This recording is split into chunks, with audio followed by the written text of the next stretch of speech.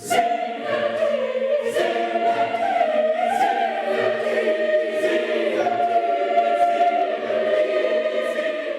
you hear a choir in full tilt singing some beautiful harmony, you can see it in their faces and you can hear it in the voices, the joy that they share with it.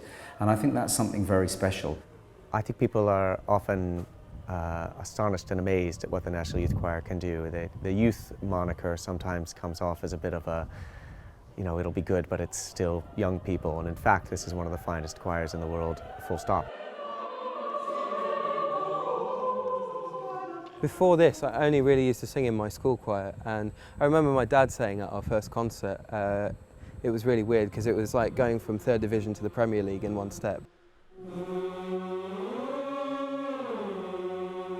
I have a cousin who's a professional singer and has been for nearly 50 years, and she gave me a few lessons.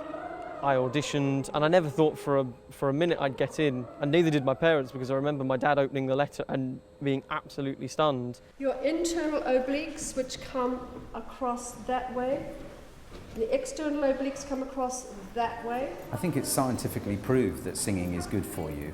It's that wonderful synthesis of being able to communicate and actually make noises together. Personally, I've sung by myself since I was 4, 5 maybe, but since I've joined NYC, I just can't describe the buzz I get. It's this kind of amazing kind of community thing. It's almost like soldiers going into battle sometimes. Singet din Herren, singet den Herren. You feel kind of strong, like a big army of singers. It's amazing. You get every single word there. It's not volume, it's just articulation. It's been fascinating for me watching the course unfold and the various traditions that the National Youth Choir has with their social activities and the way also that they coalesce as a choir. When you first arrive, it can almost be really unnerving because all these things are happening and you don't know what any of them means.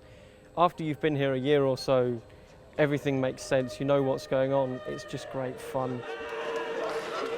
This choir has gone on some tours to some remarkable and unexpected places. I do remember landing with them in Rarotonga in the Cook Islands in the late 90s, where we probably increased the population of the island by about 1% when we were there. But it's wonderful to finally get a chance to bring all of this music to the places where all our singers are from, every corner of Great Britain. At our age, all of our voices have the same youthfulness and freshness.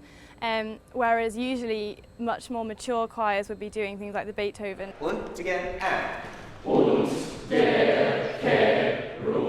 Yeah, I mean, obviously these pieces are just epic and they've been sung for hundreds of years, and having the opportunity to sing such pieces is a massive privilege.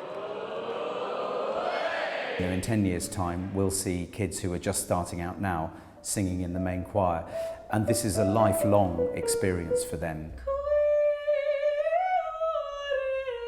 In its 30 years, the National Youth Choir has done something really special, which is bringing music to the younger people in society. There's so often people your age don't get into it, but having a group like the National Youth Choir is something where there's like a touchstone that you can hold on to and grow from. Sing joyfully. In a strange way, you subsume the individual identity and then are exalted again as an individual by being part of this larger thing.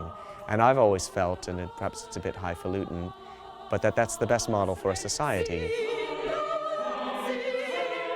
A good society is one in which individuals are aware and proud of themselves, but are also very aware of the good of the group and the need to do things together as humans, that all the best human accomplishments are always done by groups and not by individuals.